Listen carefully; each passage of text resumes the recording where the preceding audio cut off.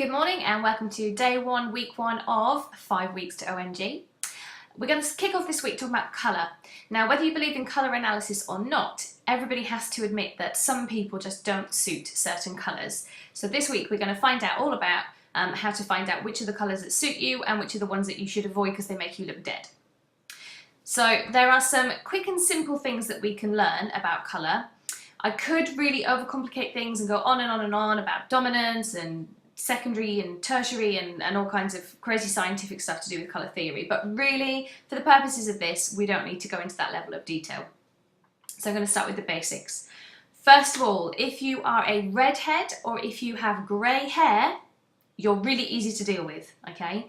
Redhead, strawberry blonde, ginger, whatever you want to call it, you are what we call warm and you suit colours with a yellow undertone. That's all we need to know about you, okay? So if you're a redhead, stop now, you're done. If you've got grey hair, now I'm talking about actual grey hair, you haven't coloured it, you haven't covered it up, you've let it go grey. It could be silver, black and white, salt and pepper, whatever you want to call it, but it's grey. Then you are what we call cool and you suit colours with a blue undertone, and that's all you need to know, you're done, okay? Good.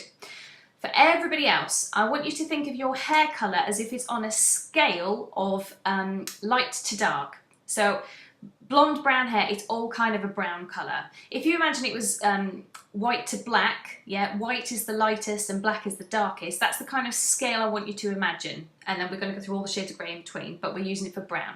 So if you've got very light blonde hair, you are what we call a light and you suit lighter colours in that spectrum. If you've got very dark hair, which is like me, so really dark, then that's deeper, okay? I'm going to put up an image later so that you can see the kind of scale for that light to dark, and that's going to help you understand the depth of the colours that suit you, okay?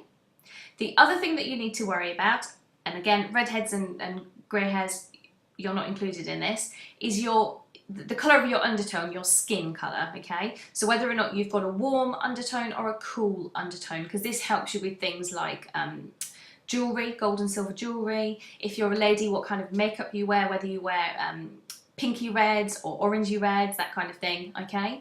Now what I'm going to do is I'm going to ask you to email me to receive a little chart that you can hold up under your chin in front of a mirror and determine whether or not you've got a warm or a cool undertone, okay? It's as simple as that.